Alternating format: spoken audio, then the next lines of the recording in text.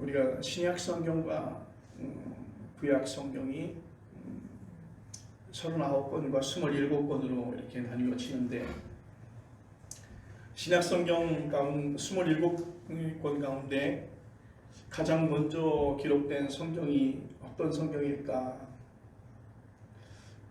오늘 우리가 본문으로 보고 있는 데살로니가 전서가 가장 먼저 기록된 성경입니다. 기원 후 50년에 사도 바울이 데살로니가 교회에게 쓴 편지인 데살로니가 전서, 바로 오늘 이 성경이 신약 성경을 시작하고 있는 첫 성경인 것을 우리는 볼 수가 있습니다.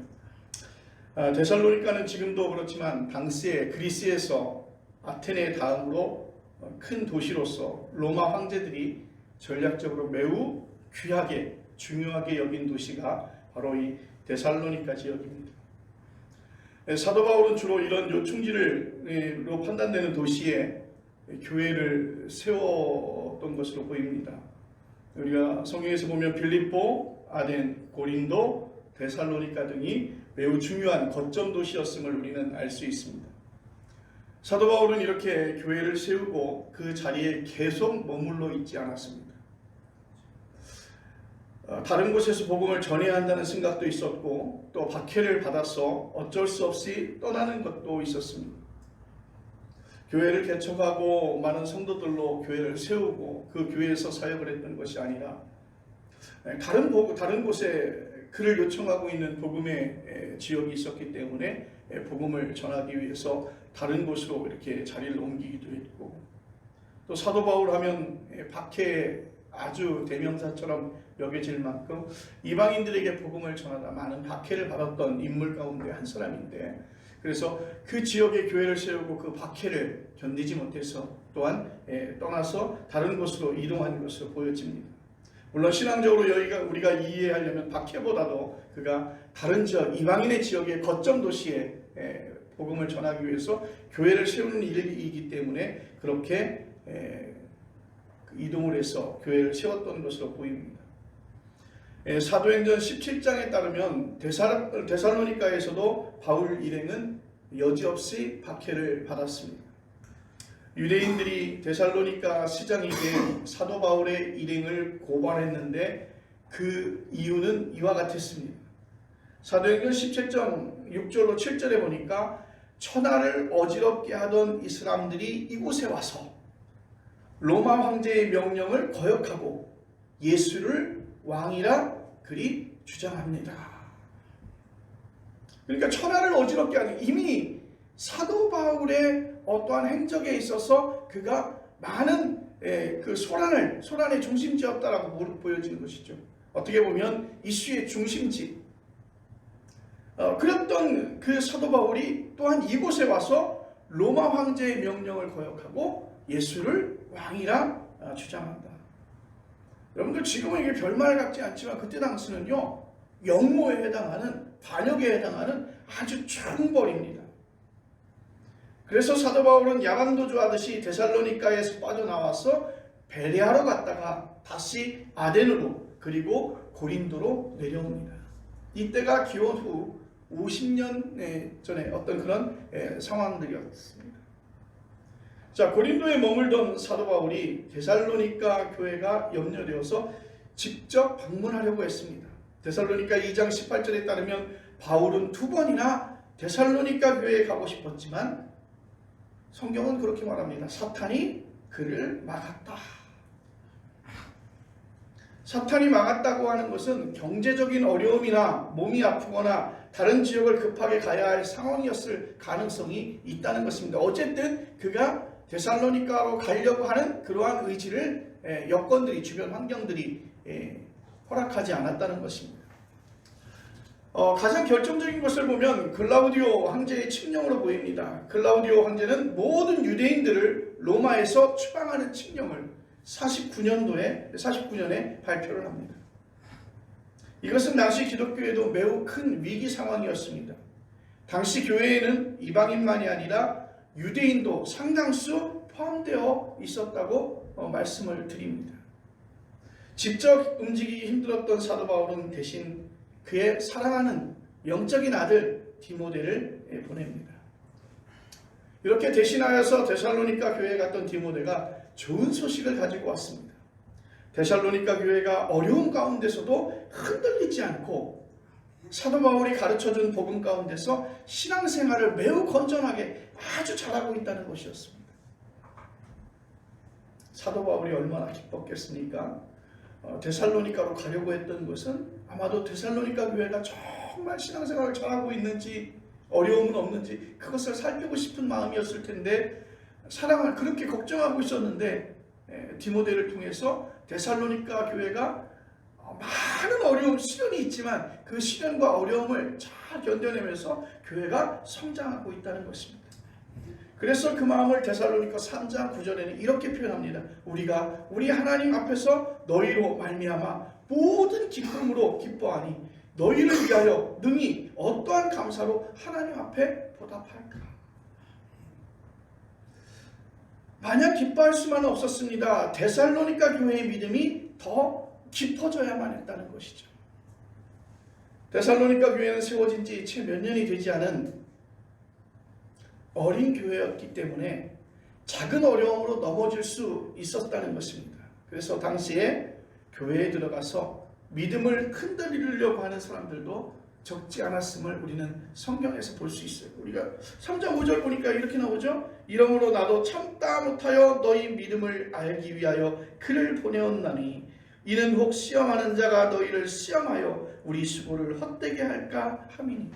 이 말씀을 보면 이미 시도가 있었다는 거예요. 어려움이 있다고 하는 거예요. 교회가 오랜 전통과 역사가 있는 것이 아니라 세워진 지 얼마 되지 않았기 때문에 그들이 가지고 있었던 그 믿음이 쉽게 흔들릴 수 있었다는 것이에요. 그래서 사도 바울은 이제 편지이지만 그 교회를 개척한 개척자로서 데살로니가 신자들을 격려하고 싶었어요. 그래서 데살로니가 3장 13절에 이렇게 말하고 있습니다. 공동 번역으로 보니까 이렇게 말씀하고 있습니다. 그리하여 여러분의 마음이 굳건해져서 우리 주 예수께서 당신의 모든 성도들과 함께 다시 오는 날 우리 하나님 아버지 앞에 거룩하고 흠없는 사람으로 나설 수 있게 되기를 빕니다. 중요한 말씀이 나오죠.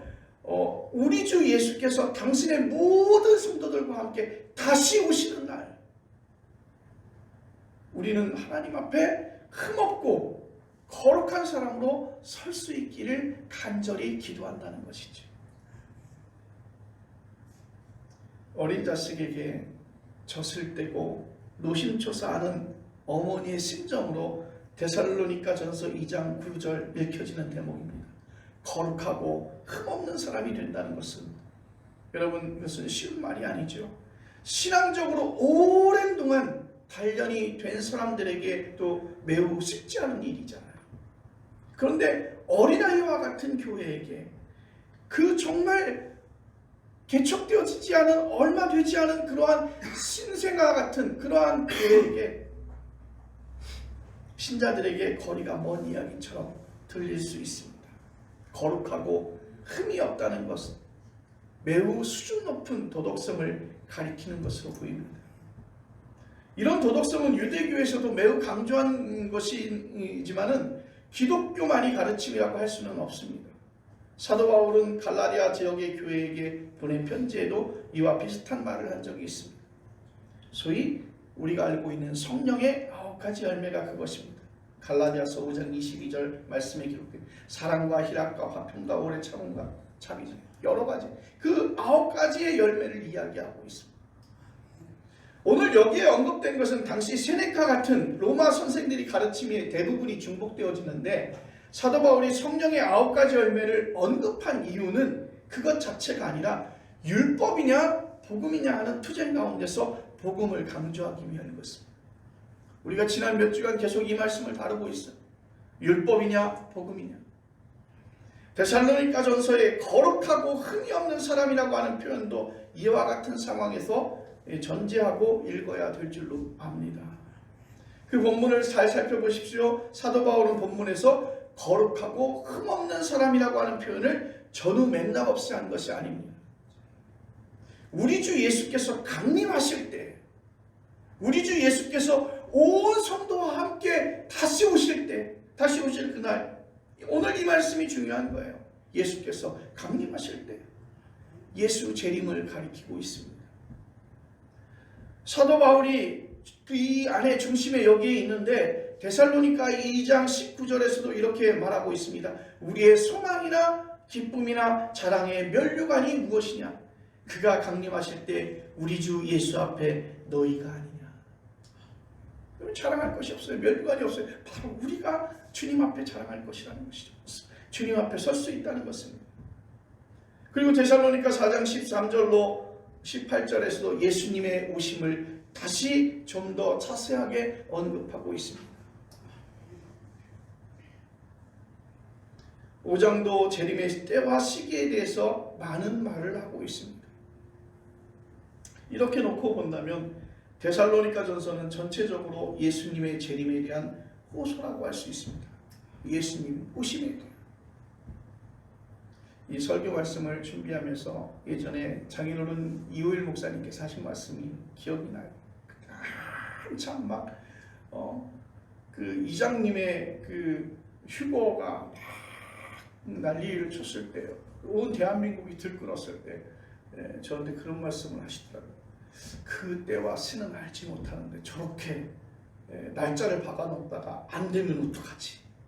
라고 그런 말씀을 저한테 하시면서 걱정을 하셨어요. 뭐 이장님 목사가 그가 했던 것에 대해서 걱정한 것이 아니라 거기에 대한민국이 들끓고 있는 것에 대한 걱정이었던 것으로 보여집니다.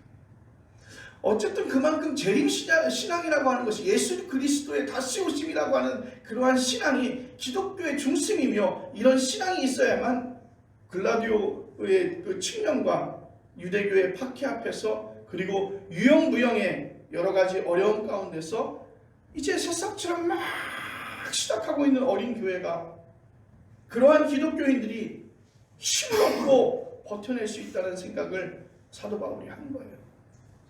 주변 환경은 매우 어렵지만 주변 환경은 그 박해 가운데 있지만 이제 예수 그리스도 오심을 예수 그리스도의 나타나심을 온 성도와 함께 다시 오실 그날을 기대하는 그 믿음으로 그들이 그 어려운 역경과 힘듦과 그 아픔들을 잘 견뎌내리라고 하는 것입니다. 기독교의 절기상 오늘이 대림절 첫 번째 맞는 주일이에요. 세계 모든 기독교는 성탄절 4주간의 주일을 대림절로 지키고 있습니다.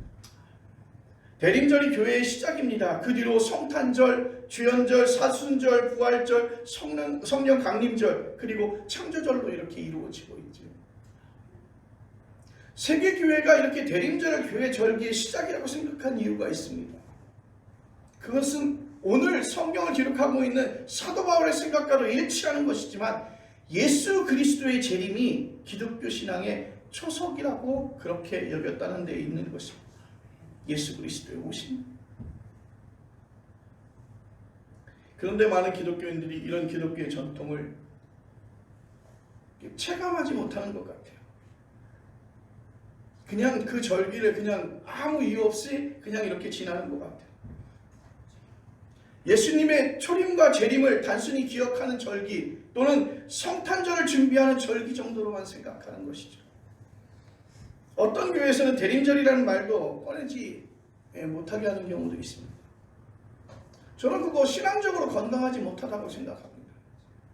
좀 더 솔직하게 노골적으로 질문해 보면 우리들의 마음속에 우리들의 신앙 가운데 예수 그리스도의 그 재림이 우리의 마음속에 즉 다시 오신다라고 하는 그러한 믿음이 있어야 된다는 거예요. 예수 그리스도를 나의 구주로 영접하고 내가 그것을 고백했다고 하는 것은 하나님 앞에서 예수 그리스도의 다시 오심을 우리는 기다리고 예수 그리스도가 다시 오신다는 그 사실을 우리는 믿고 있어야 된다는 거예요. 그것이 믿음이라는 것입니다. 이것도 저것도 아니고 그냥 어떤 종교인으로 전락해버리고 종교의 행위로 전락해버리는 분들이 많이 있는데 진지하게 우리가 생각해 보아야 하는 것들은 물론 이제 인식에 대한 차이에 예수님의 재림, 우리가 기독교인들이 예수님의 재림이라고 하는 생각을 하게 되면 제일 먼저 생각나는 게 뭐 하늘, 구름, 휴거, 흰옷 입은 예수, 그런 모습들이 생각되어지고 또 바르지 못하게 이단해서 예수 재림에 대해서 잘못 해석하고 그렇게 했던 것들 때문에 재림이라고 하는 단어를 사용하거나 예수 재림에 대해서 생각하는 것을 굉장히 터부시 여기는 것 같아요. 자, 우리가 일반적으로 연상하고 있는 예수 그리스도의 재림 때의 모습은 사도행전 1장 6절로 11절에서 기록하고 있습니다. 부활의 예수님은 제자들이 지켜보는 가운데서 구름에 쌓여 하늘로 올라가셨습니다. 그 순간에 천사들이 나타나서 예수님이 이런 모습 그대로 다시 오신다, 그렇게 말씀해 주셨어요. 데살로니가전서 4장 13절 이하의 설명은 다음과 같습니다. 마지막 때 하늘에서 큰 소리가 울리고 나팔 소리도 납니다. 하늘에서 주께서 강림하시고 죽은 자들도 살아나고 그 순간 살아있던 자는 구름에 쌓여 공중으로 올라가리라.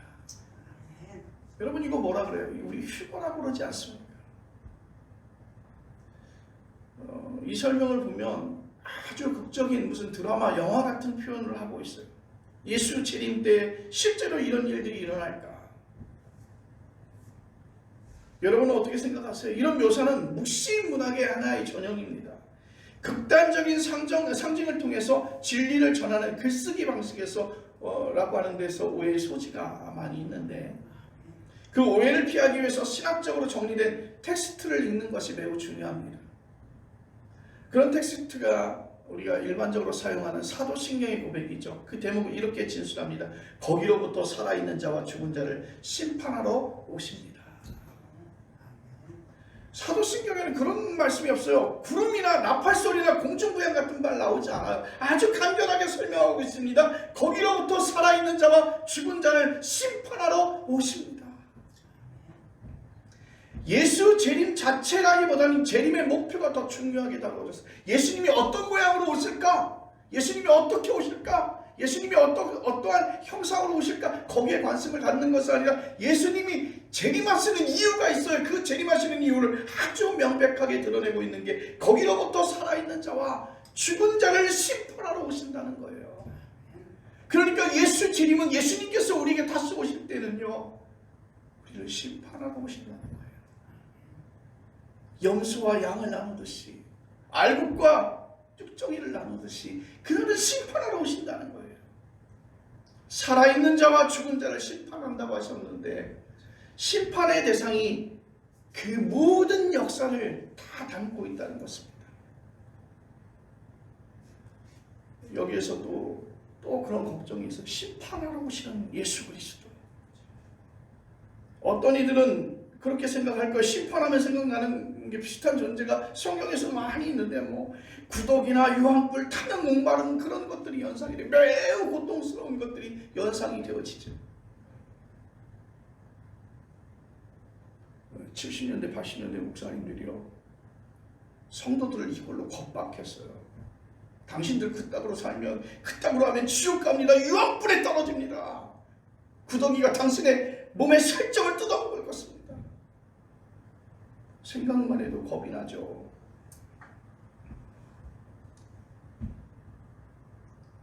이런 것들을 통해서 믿음 생활 똑바로 하라고, 그때 목사님이 그런 것이죠. 너희가 믿음 생활 똑바로 하지 않으면 이런 고통 가운데 있을 수 있다라고 하는 식으로 그렇게 말씀을 전하셨어요. 여러분, 생각이 정말 여린 사람들은 그러한 말씀을 들으면 겁이 나서, 예전에 우리 샤머니즘에 우리 집 앞에 소환당을 세워놓고 그것을 믿었던 그 신앙처럼 겁이 나서 잘 섬기지 않으면 그가 우리에게 어떤 위해를 가할까 겁이 나서 믿는 그 소환당의 어떤 신앙처럼 그렇게 그런 협박에 넘어가게 되었죠. 그러나 예수 그리스도께서 죽은 자와 산 자의 심판하러 오신다는 그 심판은 생명의 완성을 가리킨다고 하는 사실을 기억하시길 바랍니다. 사람이 존재하거나, 사람이 실제로 존재하거나 인간다움이 이제는 완성되어진다는 것입니다. 지금 우리의 인간 존재 또는 인간 실존은 완성되지 않았어요. 우리는 우리 자신의 마음 하나 제대로 다스리지 못하고 있습니다. 원하는 것은 행하지 않고 원하지 않는 것을 반복적으로 행하고 있습니다. 사도 바울도 자기 안에 다른 자기가 있어서 실존을 버텨내기 힘들다고 그렇게 고백한 적이 있을 정도니 보통 사람들도 우리들도 거기에서 자유롭지 않다는 것이죠. 사람끼리의 관계도 바람직하지 않게 이끌어가는 경우들이 많이 있습니다. 작은 일에 섭섭하지요. 교만해야 합니다. 인격적으로 괜찮게 훈련이 된 사람들도 정도의 차이가 있지만 실제로는 거기에서 거기 별반 다르지 않아요. 아무리 많은 것을 소유하고 아무리 높은 사회적 지위에 올랐어도 영원히 평화로운 게 아닙니다. 오히려 살펴보면 더 많은 사람들이, 더 많은 것을 가지고 있는 사람들이, 더 많은 위치에, 높은 위치에 서 있는 사람들이 오히려 더 조직적으로 이러한 것에 더 마음이 섭섭하다는 것이죠. 예수님이 비유로 말씀하셨듯이 우리는 알곡과 가라지가 함께 자라는 밭과 같습니다. 염소와 양이 함께 있는 것과 같습니다. 심판은 인간의 존엄과 품위와 인간다움이 완성된다는 뜻이잖아요. 그 순간이 여러분 기다려지지 않습니까? 예수 그리스도의 재림이 바로 이러한 것이라는 것이죠. 이러한 간절함의 기다림이 바로 대림절 신앙인 줄로 믿으시기를 바랍니다. 오늘의 세상은 이런 대림절 신앙과 반대로 가고 있는 것 같습니다. 인간성의 완성과 반대의 길입니다. 모두 인정하듯이 돈을 사랑합니다. 그래서 그 돈이 절대적인 자리를 가지고 있어요. 모든 것을 결정할 때 돈의 가치로 결정이 되어집니다. 돈으로 인간다움이 완성되어지지 않았는데 모두 거기에 매달려 있습니다. 세상이 다 구조적으로 그렇게 돌아가고 있어서 개인이 이런 흐름을 거스르기 매우 어렵습니다. 상황이 녹록지 않다는 것이죠. 그래도 우리 삶에서 궁극적으로 무엇이 옳은지는 분명하게 알고 있어야 한다는 것입니다. 그래야만 선택의 기회가 주어졌을 때 바른 것을 선택할 수 있습니다. 우리는 시대정신에 대항하면서 하나님께서 이루실 인간다움의 완성을, 즉 예수 재림을 꿈꾸었던 초기 기독교인들의 후예인 줄로 믿습니다. 그런 꿈이 없다고 한다면 굳이 기독교인으로 살 이유가 없는 것이죠. 자, 그러면 왜 인간다움의 완성이 왜 예수 그리스도의 재림과 연결되어져 있을까? 이 세상을 개혁하고 이웃을 위해 박애주의 정신으로 살아가는 것으로 충분하지 않겠느냐? 교회 바깥에 보면요, 휴머니즘을 가지고 있는 박애주의자들이 굉장히 많습니다. 어렵고 힘든 이들을 돕는 것이죠. 그들을 긍휼히 여기는 마음을 가지고 있습니다. 이 대목이 바로 세상의 휴머니즘을 가지고 있는 휴머니스트들이 타 종교인들과 기독교인이 갈라지는 지점인 것이죠. 저는 그렇게 생각합니다. 첫 번째 하나는 우리 기독교인들은 생명 완성, 인간다움의 완성, 인간 실존의 완성이 스스로의 노력으로 가능하지 않다고 그렇게 생각하고 고백합니다. 우리가 할 수 있는 일은 기껏해야 바깥에 있는 외형적인 것을 바꾸는 것으로 만족하죠. 겉으로 보기에 그럴듯한 모양이거나 그러한 생각들을 가지고 있는 것처럼 보이지만 그 중심의 변화는 가능하지 않아요.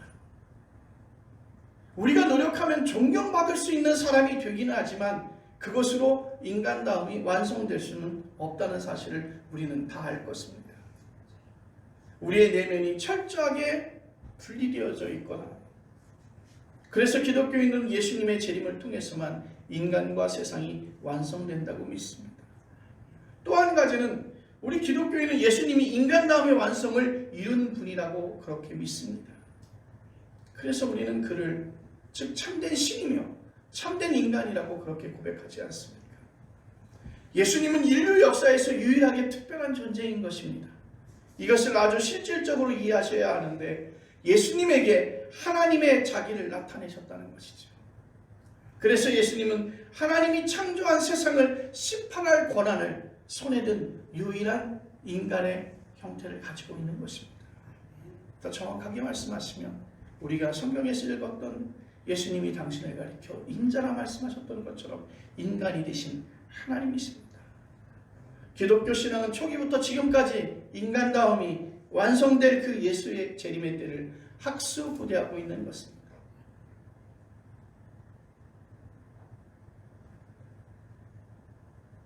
그렇다면 예수의 재림이 언제 일어나겠습니까? 오늘 설교 말씀의 가장 마지막 절에 있는 말씀, 오늘 우리 예배 말씀 설교의 제목인데 강림하실 때라고만 말하지 구체적인 그 시와 때를 말씀하고 있지 않습니다. 신약성경 다른 대목에서도 예수 재림의 시점을 명시적으로 밝힌 구절은 그 한 구절도 없습니다. 사이비 이단 교주들이 가끔 구체적인 시점을 말하기는 하지만 정통 기독교에서는 그것을 말하지 않습니다. 왜냐하면 말할 수 없어요. 성경에 기록되어져 있는 것이 아니에요. 예수님도 그건 하나님의 권한에 속한 것이기 때문에 당신도 알지 못한다고 그렇게 말한 적이 있습니다. 초기 공동체는 예수 재림에 당대에 일어날지 모른다는 생각을 하긴 했습니다. 그래서 사유재산도 포기하고 노동도 하지 않고 열광적인 형태의 신앙생활을 했습니다. 재림이 지체되면서 신앙을 포기하는 사람들도 나왔어요. 이제는 아무도 재림의 때를 못 박아 말하지 않습니다. 아직까지 예수 재림이 일어나지 않았다면 예수 재림은 영원히 없는 것은 아닐까. 예수 재림에 대한 신약 성경의 주장은 예수님과 그의 말씀을 뭔가 착각해서 나온 게 아닐까. 여러분, 앞에서 인용한 사도신경의 그 구절을 다시 기억해 보십시오. 예수님은 살아있는 자와 죽은 자를 심판하러 오신다는 게 재림 신앙의 핵심입니다. 온다라고 하는 말을 우리는 공간의 이동으로 여기는데, 오늘 우리가 집이라고 하는 공간에서 교회라는 공간으로 이동한다는 뜻이죠. 아버지 하나님 우편에 앉아 계시다가 심판하러 오신다고 하니 예수님도 공간 이동을 하는 것으로 오해할 수 있습니다. 하나님의 우편을 우주의 한 공간으로 볼 수 없듯이 온다고 하는 그 말씀도 공간의 이동으로 볼 수 없다는 것이죠. 예수님이 어떠한 것처럼 우주선을 타고 집으로 오신다고 생각할 수 없는 것 아니겠습니까? 그럼 그런 공간 이동, 어떤 우리가 알 수 있는 공간의 이동이 아니라면 도대체 예수님이 심판하러 오신다라고 하는 재림에 그 오신다라고 하는 그 온다라고 하는 그 말씀은 어떤 말씀일까? 예수의 재림은 심판이며 그것은 곧 생명의 완성이라고, 즉 인간다움과 인간 실존의 완성이라고 말씀을 드렸습니다. 그렇다면 그것은 곧 하나님 나라의 실현인 것입니다. 하나님 나라는 이미 우리의 현재의 삶의 비밀한 방식으로 시작되었다고 예수님께서 말씀하셨어요. 예수 재림 역시 우리의 삶에서 이미 일어난 것과 마찬가지입니다. 비유적으로 말씀드리면 죽음이 살아있는 우리의 삶에 이미 들어와 있다는 사실과 같다는 것입니다. 삶과 죽음은 하나의 사건입니다. 삶이 시작되면서 동시에 죽음도 시작되었기 때문이죠. 인생이 허무하다는 게 아닙니다. 이 사실을 깨닫는 사람이 오히려 죽음과 결합되어 현재의 삶을 매 순간마다 신비롭게 경험할 수 있다는 것이죠. 사람이 실제로 인간답게 실존하는 것입니다. 마찬가지로 예수님의 재림이 비밀한 방식으로 더 구체적으로 예수의 죽음과 부활에 대한 믿음을 통해서 이미 우리의 삶 안에 일어났다는 사실, 그것을 아는 기독교인들은 현재의 삶에서 매 순간 새롭게 경험되어질 줄로 믿습니다. 하나님의 아들이신 예수님을 통한 해방과 자유와 평화가 바로 그것인 것입니다. 2023년 첫 주일을 만난 여러분들은 지금 여기의 삶을 어떻게 경험하고 있을까? 우리 주께서 그의 모든 성도와 함께 강림하실 때, 온 성도와 함께 우리에게 오실 때, 심판하러 오시는 예수 그리스도 앞에 큰 멸류관으로 설 수 있는 귀한 성도님들 되어지기를 간절히 축복합니다. 기도하겠습니다.